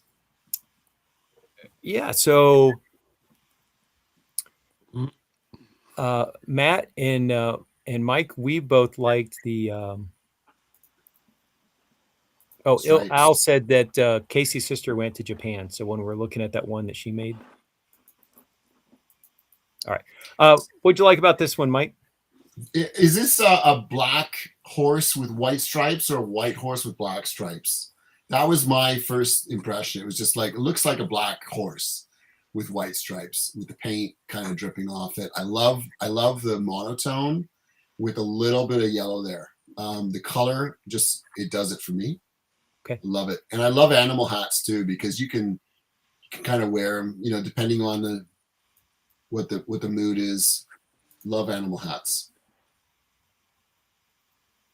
Let's see if that's better. All right. I liked it too. I think this would stitch and look really cool on a hat. And then on the right, pretty much everybody picked this one. It got 38% of the vote, and I'm very happy to inform everyone that I got a contract. Matt Bushel of Awesome sent me a message saying it's going to make the shop. So this is going to be available for pre-order on Friday. So anyone how well will this design, because there's a lot of what looks like gradation, it's not, but how well is that going to translate into stitch? I wonder. Maybe Adam can let us know. Yeah, Adam, feel free to comment. Yeah, so what I was going to say about it was, like you just said, Matthew, so a good friend of the show, Matthew, who's in the chat too. This is, so this was actually done quite a while ago, and this is the second iteration. And, the first version had pretty much primarily just the giraffe. So there are a few minor tweaks with respect to the setting and the +1s and whatnot. And then one of the things I had told him when they were going for a second one was, I don't know if y'all remember, but the first color was pretty, while maybe true to like African safari type, it wasn't like super mainstream or, easy to digest. So that's one of the things I was like, dude, because, Casey's probably going to change it anyway you need to make it past the gauntlet that is the vote. So make it as palatable as possible while still agreeable and true to the design, and then go from there. But anyway, so this is obviously a very high. Yeah. So to your question, hi Elle. To your question, yeah. I mean, I think often, and what I try to tell Matthew in this too, is there's things that are far more complicated that end up stitching well. In my mind, how I see this is the setting, like the sun, the clouds, and the tree being more flat, just like a very low embroidery, with the giraffe being the chunky part popping off of it. Obviously, he'll have his work cut out for him for the pattern on the giraffe, each of those little squares with different colors in it. I do think that though it would be really cool if he played with those yellows on the neck and maybe just had like one side metallic to kind of like reflect the sun that's on that side as well. In my mind, that's what I kind of see, and I think he might do with it. But I think this will turn out pretty well. I've seen him do better with more that I didn't think he would. So I think hi, come here. Do you want in on this? Come here. Yeah. Yeah. So that's my 2 cents. It's fun. You know, to your point, we don't have a lot of, you said you like animals. Obviously I do too. We don't have any giraffes. So this is cool to have kind of one of those, which is odd, right? Because it's a very unique animal and fun to depict. And so I'm stoked. I think it's going to come out good. The thing I would say about the stitching is that I get worried when there's a lot of very thin lines and there are blocks of color in here. So when you get chunks of color, in my opinion, that's a little easier to stitch than a whole bunch of very fine, stringy type lines. And what are you wearing today? Is it high? What are you wearing? What's your hat? She's a big, she pretty much only wears hats backwards. But she's going to bring it back. Yeah. Best taste. Aww. Nice. It's the Braille one. Good job. Yeah. Love is blind. She's biased. Well, Adam, you also picked this one, the Iron Horn. What'd you like about this one? Yeah, I'm not a big, I'm not Nordic or anything, so it doesn't have like, it didn't appeal to me in that sense. I just like how simplistic it is. I think this would also, come out well. But I also, and again, since I'm not familiar, I'm not going to butcher the name of the weapon, but the axe that was just integrated into the beard, I think that's pretty dope. Yeah. So, yeah, and obviously, 32% did pretty good, probably not good enough. But I think the colorway really works well. And I just like that little extra +1 just of like integrating, again, the weapon in that beard. So I just liked it. Thought it was like pretty cool and something that, and I wouldn't say it goes far as say we haven't seen yet, but just a nice little touch to an otherwise clean hat. The one thing Yeah, that I didn't notice that weapon the first time I looked at it. Now I see it. Yeah. It's going to have to come down the front of the hat. Like the horns are too close up to the top, so they're probably going to have to shrink it if they were to produce this, or they'd have to do something to make the beard not come down quite so far, because it would be too high. That's what Seamus said, and I liked his suggestion of taking the axe out of the beard and like putting it as like a cross behind him or something. Then I feel like it's not subtle though. You know what I mean? Yeah. It takes away the subtlety aspect, and plus that if you could do that, but look at, like, to Matthew's point, the ratio of him and how long he is now. If you're going to continue to shrink him, well, then you have less to work with, like for the beard and otherwise the embroidery. So you could concentrate on weapons in the back, but see if that, I feel like we've had that before, right? In fact, to the right, I see Sierra's name. I'm thinking about the one him and Eric did. It has that exact setup with the two big axes in the back of the shield. So I would almost feel as though we've already seen that. You know what I mean? I like how this is more subtle. And on the right, I picked an Anunnaki. I think I'm saying that right. I'm a huge Sierra fan. I own more Sierra hats than any other designer. I do have a little bit of concerns about how this would stitch. There's a lot of lines in here, and the beard in particular is probably not going to be stitched exactly the way the artwork looks. But I love this sort of Akkadian Hammurabi type style. I've never seen this on a hat of any kind. So, as someone who loves ancient history, I would love to see something like this. Make it to the shop, I would buy it, but only 27% of voters liked it, so it's probably not going to the shop anytime soon. But I'm glad Sierra tried something different that we've never seen before. My problem was without reading the blurb about it, I had no idea what the hell it was. Oh, yeah, there's a whole mythology about these statues, and there's what's the word, like alt history. There's like theories like they were like space aliens with powers and stuff like that. There's like all these books written about it, but the image is actually based on artwork and statues that come from what is today the country of Iraq, but the Mesopotamia region. So the figure we're seeing here is an actual, that's the way they depicted humans on their artwork in 3,000 years ago. Okay. All right, Adam and Mike, you liked Fatal Attraction, and Glenn did not even pick his own hat. I'm like, Glenn, you can toot your own horn. It's okay. Nah, I'm with Glenn. You can't pick your own. No. Nah. But Mike, you could start it off. Yeah, Glenn, I have a whole bunch of. Are these like the praying mantis, right? Yes. Yes. So I have a whole bunch in my garden. I love praying mantis, and with the hearts and the eyes, I would wear this for Valentine's Day with my wife. Yeah. Hell yeah. Yeah. Hey, she can eat once in a while, you know. Great hat. I love it. I love the color too. Yeah. Is it green on the arms? Is that matching the UV? Yes. Perfect. And it's like a dark green crown. I don't know the term for the color, but it's like a really dark green crown. No, I love it. That was my first choice, actually, when I went through the first round. Right on. I appreciate it. And shout out to Josh Voles and his awesome art. And it didn't do well in the voting, but I was thankful and appreciative of the opportunity in itself. I think no, it's super dope, and we've talked about this. I'm not just how Matthew gravitates towards Sierra, and you're a big Josh V guy. Whereas it's not what I typically gravitate to. It's very funny and fun, and it would be pretty also fun to wear for Valentine's Day. I think we might agree, but maybe not everyone.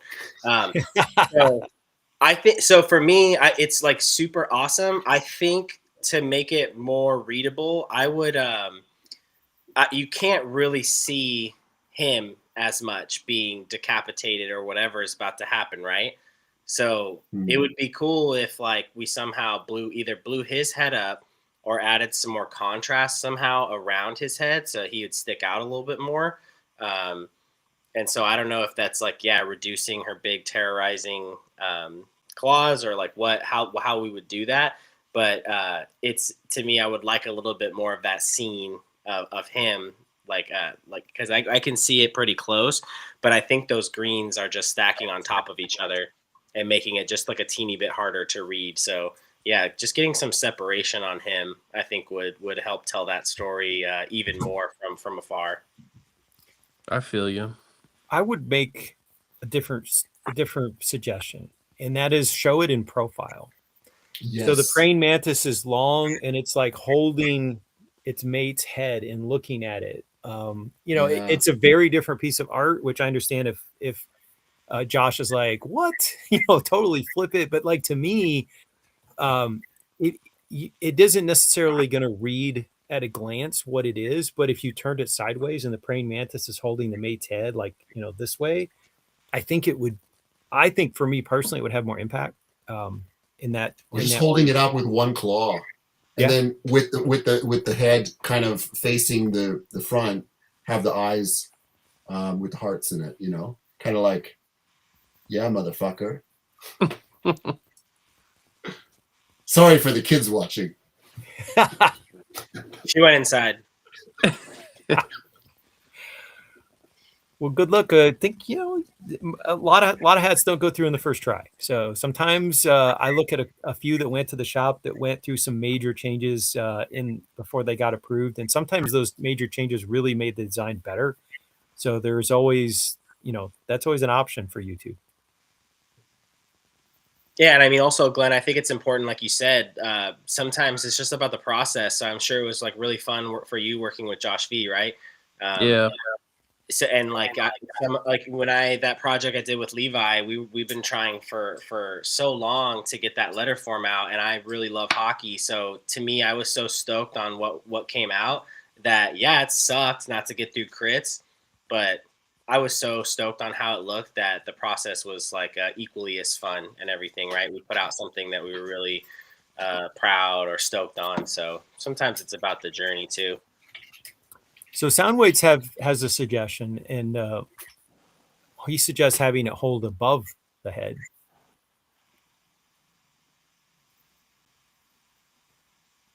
It's an Kind idea. of like the Shakespearean style, right? And that's actually what I was thinking of, where like is it Hamlet that holds up the skull and like talks to the skull? Like that's kind of the arrangement I was thinking about. A Shakespearean take would be funny with her holding the head above. So like that. So Duly noted. all right, Glenn, tell us about the other one, Raphael's. I chose this one. I like it a lot. I'm always down for a sweet little alcoholic design. This one's like perfect for vacation. I love the colors on it.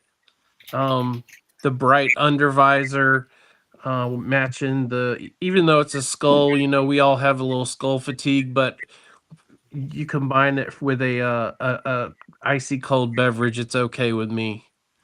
And I like the flowers and the little umbrella, because I mean it's a Mai Tai. It's a perfect vacation tropical drink. I said that to Matt too. I was like, I had to cut some off my short list, but this is another one of those great hats. Love the floral back and Yeah. the drink. Yeah, perfect. Yeah, I feel like the little floral like really makes it. Like if you just had the drink, it would be okay, but you add that little aspect to it, it really kicks it up a notch. All right. Yeah, I love the side stuff more than I like the cup, because I definitely have skull fatigue. But Mr. Ninja, you picked, the color on this pops. I love flamingos, pink flamingos on, like baby blue turquoise backs. It just the color alone. You could have a pile of shit on that hat and it would still pop. So good job, Win. The alien, the palm tree, all these elements, just even if they don't make sense to me, I would wear that just because I like these flashy popping colors. That's the only reason. Oh, I like that hat too.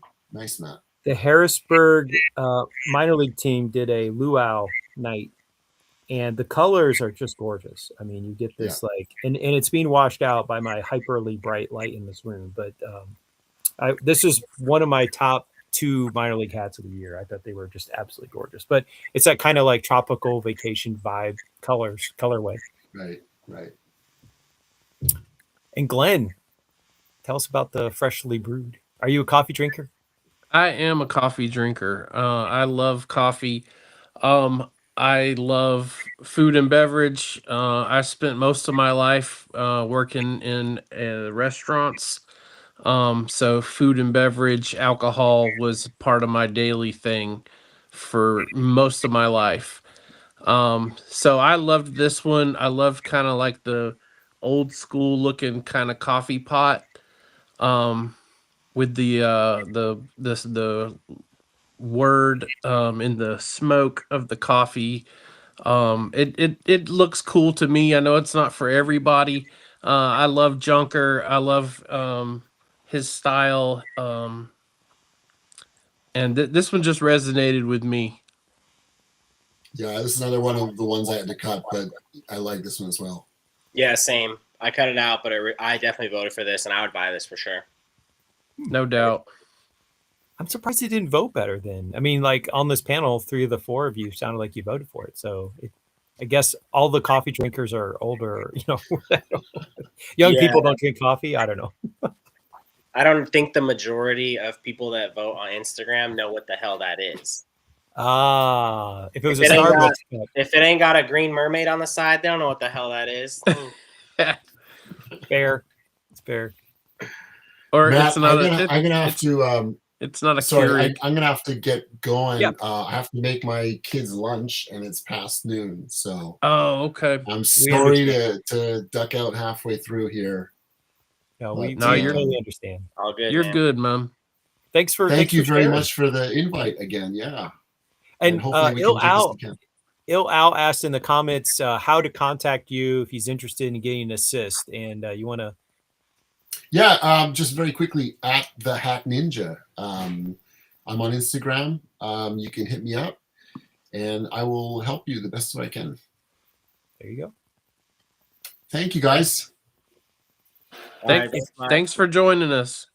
All If you ever right, come good to chat. Atlanta, let me know. Thank you. All right, talk again soon. Adios. Bye bye. Arigato. Yeah, I said adios, which was completely inappropriate. It's fine. I had a Corona while filming. Well, Adam, you picked Silver State. Talk to us about it.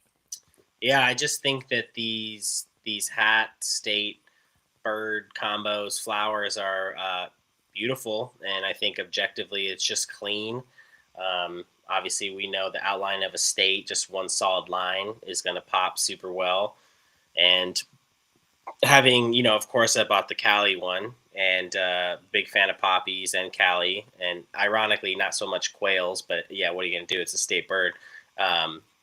And that obviously came out beautiful. So I would always give or be willing to give these ones a shot just based on how I can envision it in my head. So no, I just think it's a clean hat. I think it's pretty. I don't have anything to do with Nevada, but I would give it a chance and probably buy it.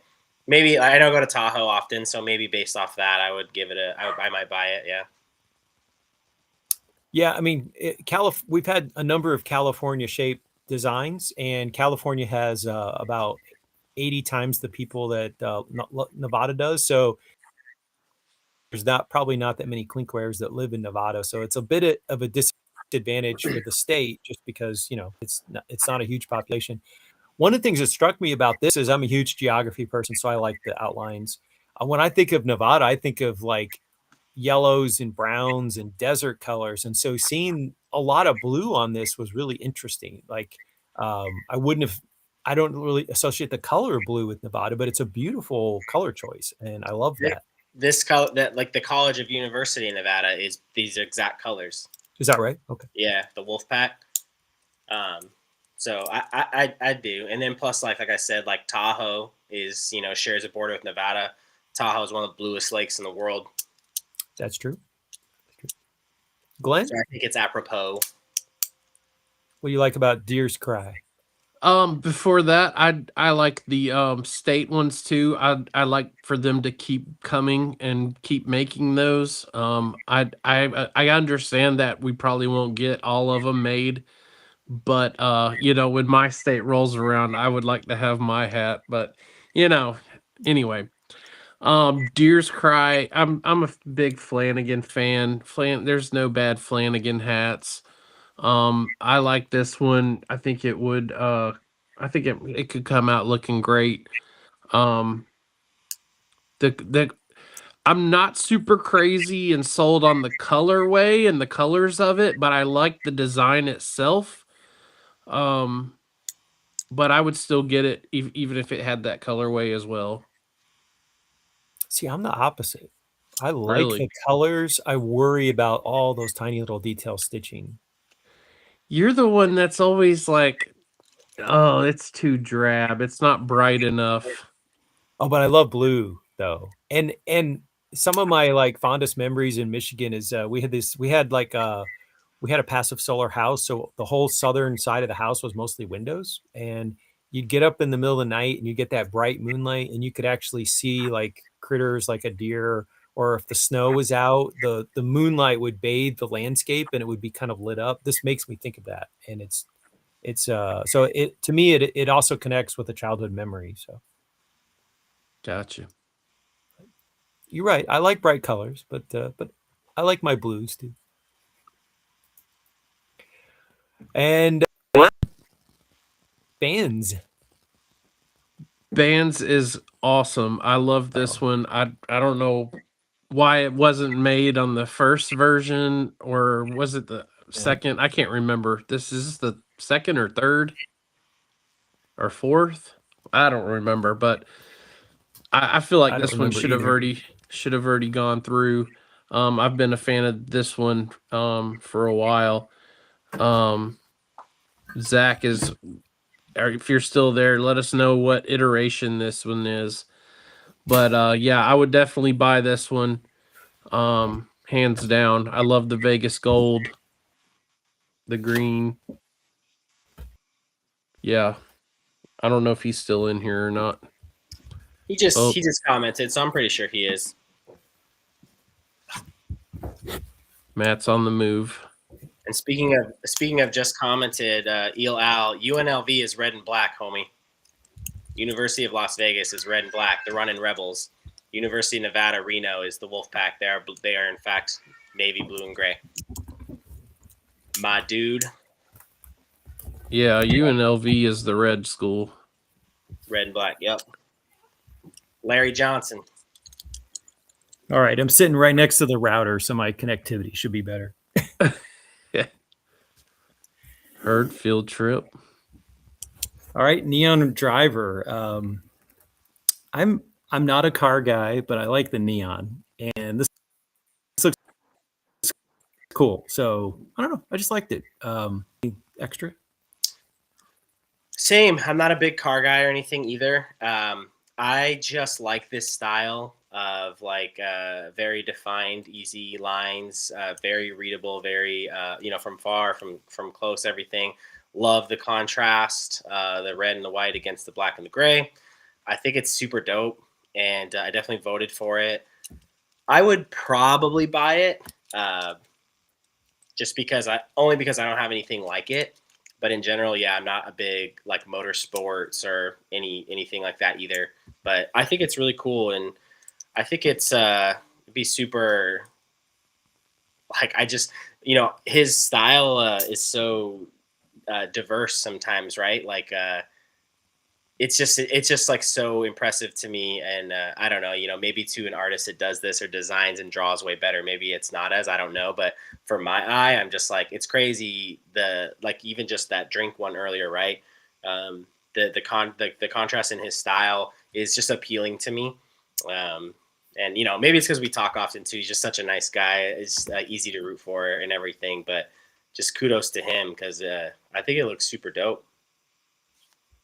Yeah, I love his versatility. For sure.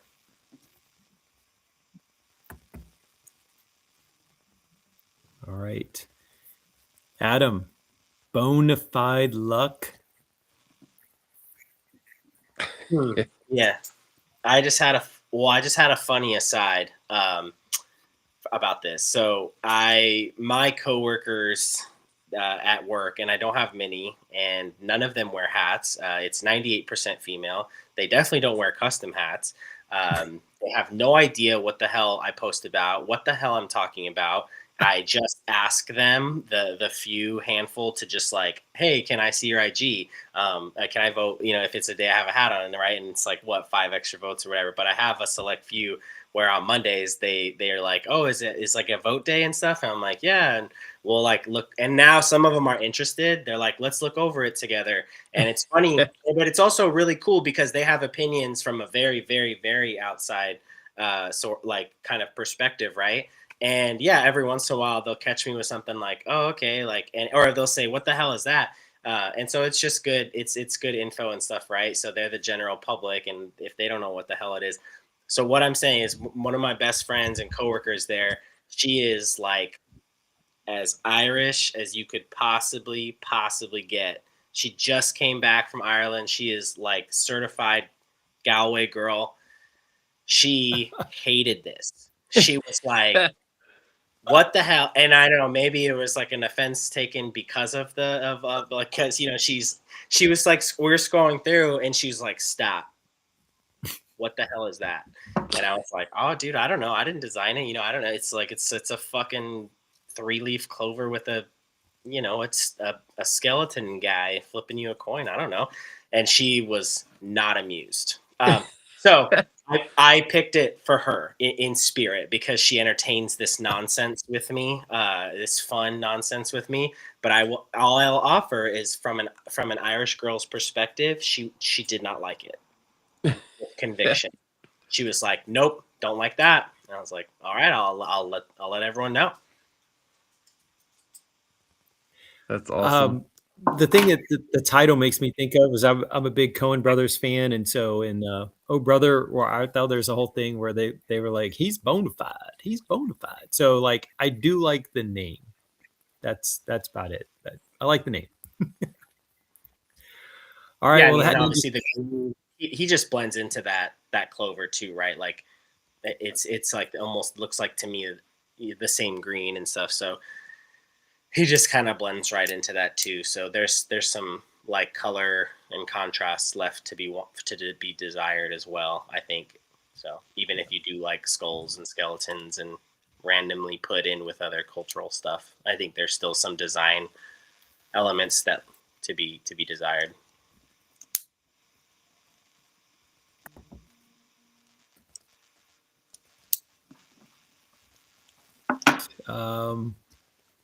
We were commenting in our private chat about some very strong similarities between this Noble North that came out this summer, and Aurelian does a lot of the design work for Noble North. I don't know if Aurelian made this particular hat or not. He's made a number of Noble North hats, but it does look very similar, other than that the flamingos are facing the other direction. So just throwing that out there. I don't know if Noble North would sue. I don't know what constitutes a infringement. Anyone want to show anything off? I know we already showed off quite a few hats, but if you've got something you want to show off, this is the moment. I didn't get anything this week. Well, I made a post about a mail call, but and I brought some based on Paco being here, but he left, but that's okay. So I'll just stick with 2. So Steven Johnson, aka Sawed Off Samurai, super nice guy. If you follow him on Facebook, don't expect much hat material. It's mostly just insanely not safe for work memes and innuendos, but still a good time nonetheless. And so he's like the guy if you want to go to get some, if you want to share something, or if you want to like steal it and go to another group chat with it, like that is your premium source of material. But incredibly nice guys, always been super welcoming, mega collector as well from in St. Louis. But so he sent me the Rampage Kong 2.0, and you could see the black camo, yellow. Ooh, pretty nice. Not a big yellow guy, but of course a big collector of the Kongs. And I like this design. Love that outlook. And then it's much more appealing to me in person, of course, like most things. So I thought that was cool. It's just, again, nice guy. And then, as you may or may not have seen, I just kind of a deal was worked out for Paco's 1.0 of the version of the same hat. And as he tells it, this was a gift from Casey to him him and Blaze. And so I was pretty surprised he was willing to let it go. But now I have the duo, which is pretty sick, I think. But yeah, it's navy, white, just super clean. Was wearing it all weekend. The 1.0 back hit, Nice. green. So yeah, shout out to Professor Paco, as we call him. Yeah, it looks And, better in hand. Which one? Both or The RageCon. RageCon looks good in hand, better than like just the mock-up on the website, I think. yeah, Oh, I like the yellow. yeah, okay. Yeah, the material is definitely fun for sure. But yeah, so that was. Oh, and then I did. I can't reveal my sources, and obviously I'm in California. I go down sometimes, but I did have someone go to the store and swoop me Kong from above. Oh, nice. I thought like this is The that red one. really- Where, yeah, go ahead. The red looks really good in hand. Yeah, I this was one during that I considered heavily, and I just kept leaning on the fence. And I think, I'm sure we've all experienced it. I think what probably happened is because especially with Kongs, I'll pretty much buy anything Kong. I just was like, you know what, I've spent too much. I've gone too many this month. That was just maybe one that made the axe. But in my mind, I'm like, I think that I can see that being good and just clean and easy. And it's very good. It's very good. And I just was worried it wasn't going to last the dead stock drop online. So I'm sorry, but the good news is, we wear different sizes if you were interested in it or whatever. But yeah, so I got Kong from above, and it is really good. And if anyone's watching or noticing, they put it on the website now, but just so you know, it is Haiti. And they were already, they may or may not be out of some sizes. Go ahead. How's the fit on the Haiti hats? Is it tight, average, large? So I'll say this. For me, I don't know if it's the shape of my head or what. I will take a Haiti every day of the week over a Bangladesh for the fit, right? It feels like a tiny bit tighter, but to me, the fit feels exactly this. The look is exactly like a China. And I want to wear them, and I want to feel like it looks good when I wear them. So I'll take a Haiti any day. Having said that, there weren't any in my size available. Or I think my source said it was just a teeny bit tight. So I got a 5/8, and it fits super well. I like the Haiti hats too. Definitely. Yeah. Eel Al asked, is the embroidery the same on both rampages? So it is. I would say that the 1.0 feels just a tad flatter. The 2.0 feels a little bit more raised.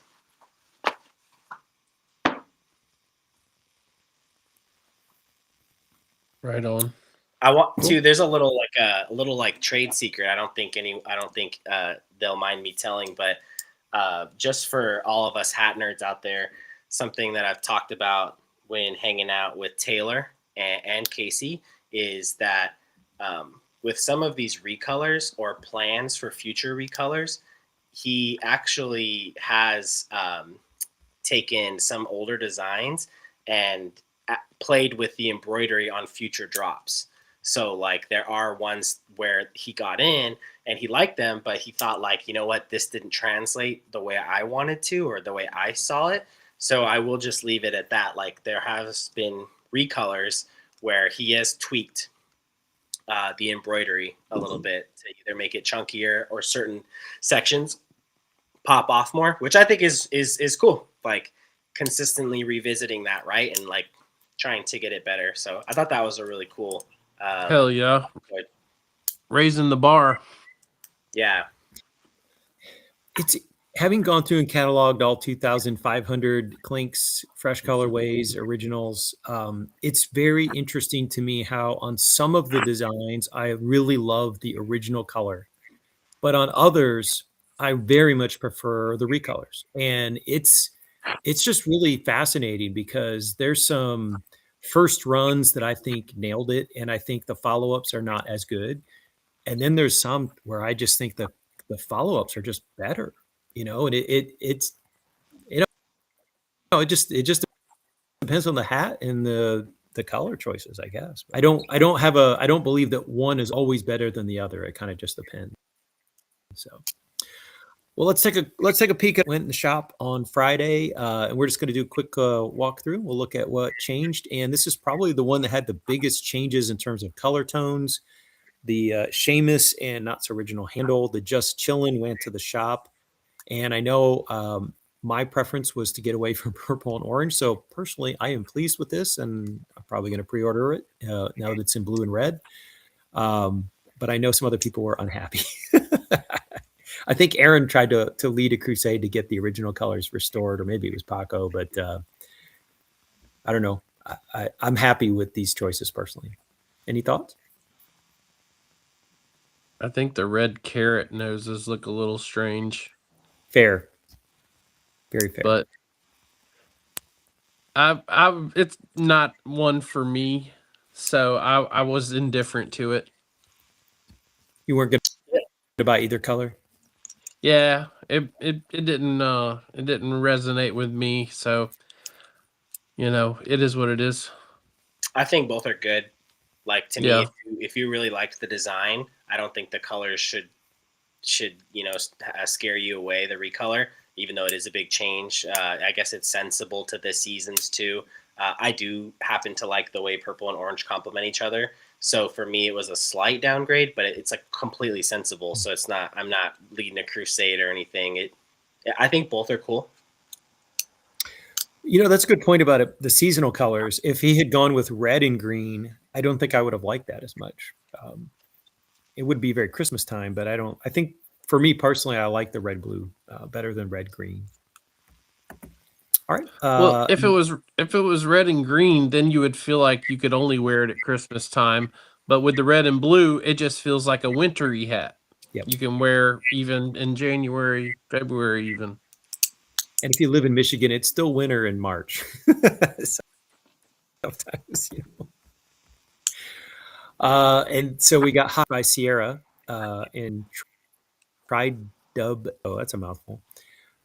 I prefer the tartan hat over the red. I will say, though, that I do value clean silhouettes. I will say the silhouette is much cleaner on the red crown than on the tartan plaid. But any thoughts?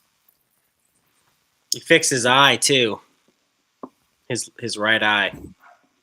Yeah. Good point.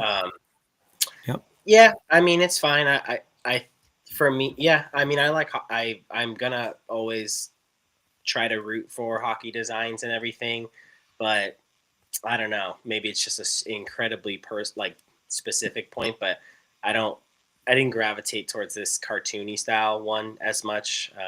Pun.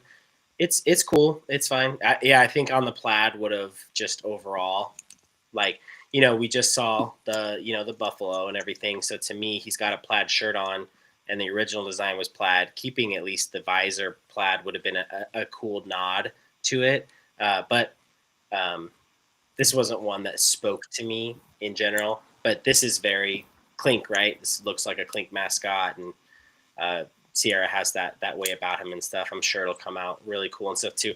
But I do want to touch on that eye though, because it might seem small, but there was when I was at the shop 2 weeks ago, a Sierra hat.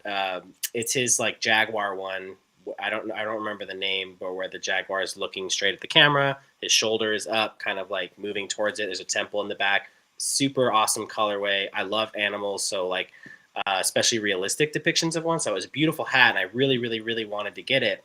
But I noticed on the right eye of the Jaguar, the pupil was up high, and so and I went through every one to make sure it wasn't just a one-off. And the pupil was at the top of the eye on every one. And I know that seems so minuscule, but for someone that's already spending a lot of money on hats, it wasn't I have to have it. I wanted to be talked into it. So when I saw that, I was just yeah, so see how high that is? Yeah. It's it's still a beautiful hat. I honestly, it's really beautiful. I love the color of his eyes, matching, that blue underneath it. It is really cool. It is a beautiful hat, and I almost did it, but for some reason, just seeing it in person, I was like, I think I'm gonna pass. So It's perfect if you're a Jacksonville Yep. fan. yeah, it's a beautiful hat still for sure.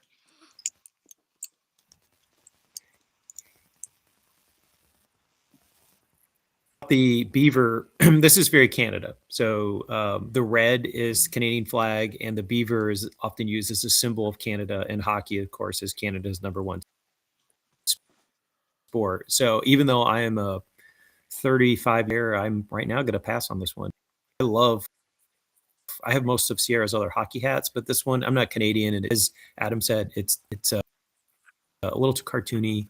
I love the Kong mask that he did. Like, honestly, that's like one of my top. But this one doesn't reach that level for me. So, hockey person. All right, take a hike.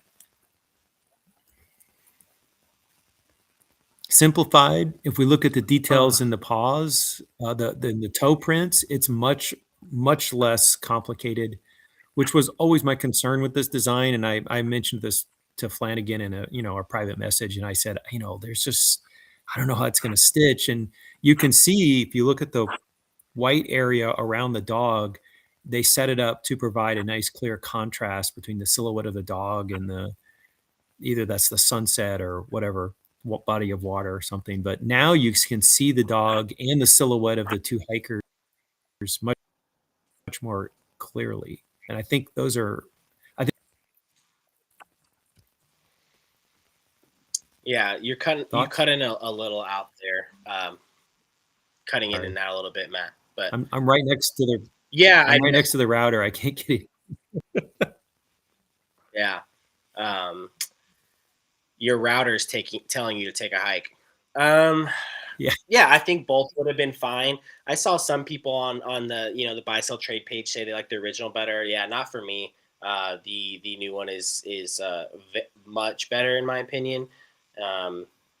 Played with, as I mentioned in our chat, I played with the contrast of the dog, setting it up against white is much smarter. The greens in those trees are very, very, very faint in the new one, but whatever, I don't really care as much about that. Like, however that looks when it comes out, I'm fine with, because the legibility will be a large paw from far away, which I'm super down for, and up close. The dog will be readable. And then, Il Al or to whoever else, the point is, I saw other people say it looks like two dudes or whatever. I also something I don't care about, like the symbolism for what this hat is not hetero. It is so based. It's just, I think it's just enjoying those moments out on those strolls, right, with your four-legged friend. So, it doesn't do it for me. I think Casey did add some long hair on the left silhouette in the new one, but I don't know that that's gonna come out really that much when embroidered. So to me, it's just a beautiful hat. Love how he played the white off of the people too, more so than Flanagan's original, and he added some blue in there too for some separation, not just on the outline but of the people as well. So. I already pre-ordered this, obviously, but I like the changes a lot. So yeah. For me, I like the base of the hand better on the store version, but I like the toe beans, as us cat owners call them. I like the toe beans better on Flanagan's version. I like the trees. I think on the shop version, the toe beans, like it took me a second to figure out what it was. Like, I was like, what is that? And I looked at the original. I was like, oh, it's trees. It's just drawn differently. So I like the trees better on Flanagan's, but I like the other part, which is, the meat of the concept on the shop one. Yeah, the trees are at 45-degree angles instead of going straight up. So. Yeah. That's a good But point. what are you gonna do? Straighten those trees out. And that, Still, that could make sense too, depending on the lens, right? Like telescoping and whatnot. It narrowing in could mean, but I again, like for what I'm getting the hat for, I'll just be honest. If someone stops me in the store and is like, "Bro, those are some weird trees," I'll be pissed. I'm gonna yeah. be pretty irritated because I didn't care about the trees at all, man. No, I get that. I was just, No, I know for sure. I'm saying like I was speaking more to Matt's like 45. Oh, yeah. I think it will be like it will translate generally that those are trees, and so for me, like that's fine. Like for what this design is, I'm okay with Yeah. it. Like generally being someone just saying it's foliage or it's nature. It's nature. So yeah, like it wasn't like it's a dumb point. It's more I was speaking towards like the angle of it and stuff, and also just being silly that facetious that like if someone looked at this and said A, what the hell are those trees, bro? Or B, asked me if are those two dudes? I would not be equally as irritated at both questions, but I would definitely be like, I think you're missing the point. Or I'd say, you know what? It's open for your interpretation, dude. Chick. I will say that Hi. Flanagan's original design would look great on a T-shirt because you could see all those details. No doubt.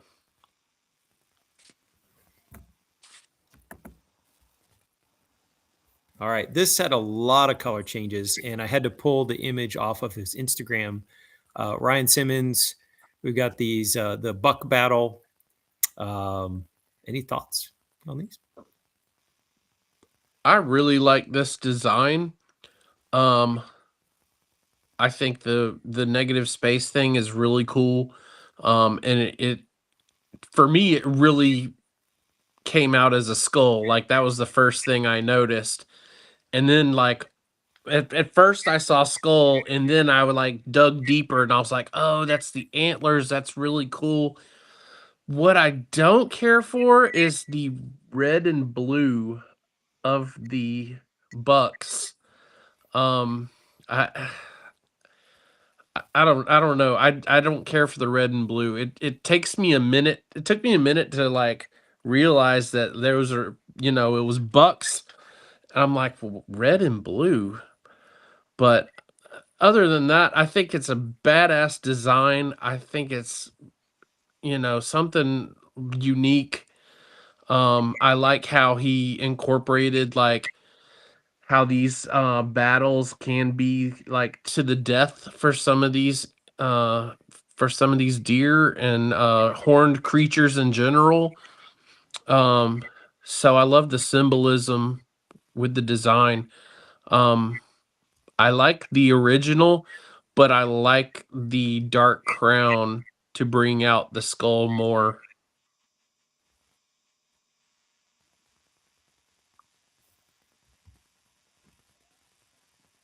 Yeah, I think I mean I like you said I enjoy the symbolism and the originality of the design, which obviously Ryan Simmons is really good at.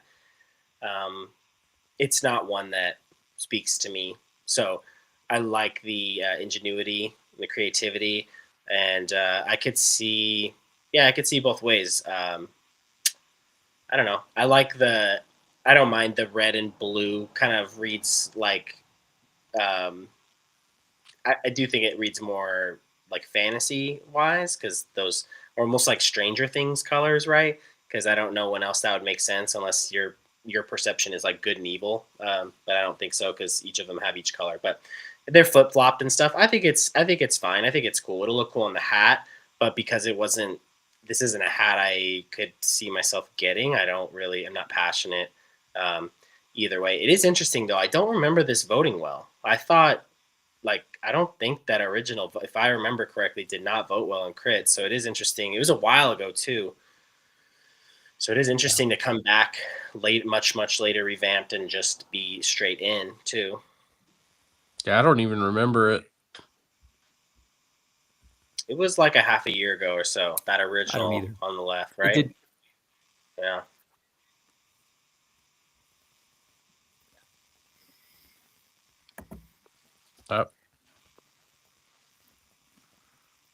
Nothing. Nothing. Yeah, it looks Not the a same. not a damn thing. Maybe a pump in a contrast gray, right? But maybe you lengthened it out a teeny bit. But I mean, that's freaking added some brighter reds on the mouth. That's Milos, man. And that was one of the things Casey and again, like it would just through conversation when I was there, like Ember happened to be in. We are talking about Milos, mainly about Milos, and I kind of told him like I was like, yeah, man, like are you just like so stoked when you get a Milos because you just that don't have to make any edits? And Casey was like, oh, he's like fucking pro, like awesome. He's like, I love his shit. I don't have to. He was like, send it, full send. So. Yeah, I will just say it pleases him, makes him happy, right? Right on.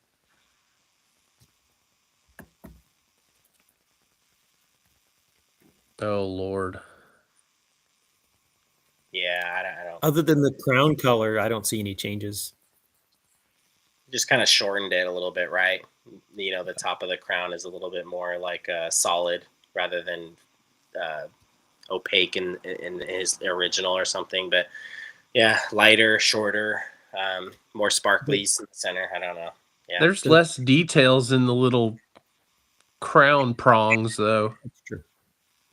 And the star in the eyes is brighter and bigger, but overall pretty much the same. doesn't speak to me. All right, last call this week. I already ordered the order. So y'all order any of these?